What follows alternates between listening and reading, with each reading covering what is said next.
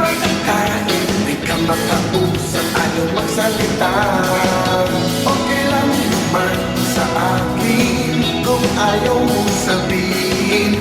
Basta mahalaga, sumama ka at tayo magsasaya.